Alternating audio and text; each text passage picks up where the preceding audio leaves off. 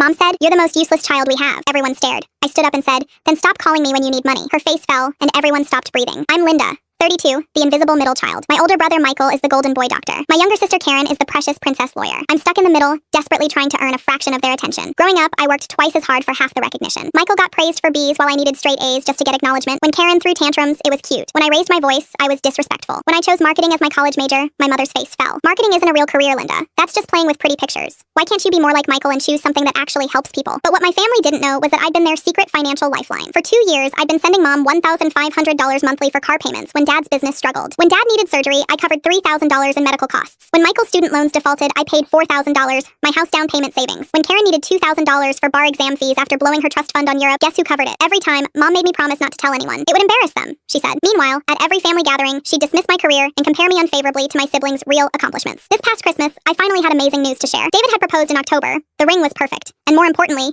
he saw me in a way my family never had. I'd also just been promoted to senior marketing coordinator with a significant raise. For the first time in my adult life, I felt genuinely proud of what I'd accomplished. Christmas dinner started normally. I announced my engagement, showing my beautiful ring to polite congratulations and forced smiles. When Karen asked what David did and I said he was a high school English teacher, my mother repeated, "A teacher?" Like I'd said, "Unemployed vagrant." Then came the moment that changed everything. "You know, Linda," my mother said, looking directly at me, "I've been thinking about this engagement of yours, and I have to be honest. I'm worried about David. I mean, what kind of man proposes to you?" The table went silent. "What do you mean?" I asked, though I was afraid I already knew. "Well, let's be realistic here. You're 32. You work in a job that barely pays the bills. You live in that tiny apartment and you've never really accomplished anything significant. You're the most useless child we have. I just hope David realizes what he's signing up for before it's too late." The silence was deafening. Everyone stared at me, waiting to see how I'd react. For the first time in my life, instead of shrinking back, I felt 32 years of suppressed frustration finally finding its voice. I stood up slowly and looked my mother directly in the eyes. "Then stop calling me when you need money." Her face fell as I pulled out my phone and opened my banking app. "I'm talking about the $1,500 I've been sending you every month for 2 years to cover your car payments because Dad's business was struggling. I'm talking about the $3,000 I gave you for Dad's surgery when insurance wouldn't cover the costs.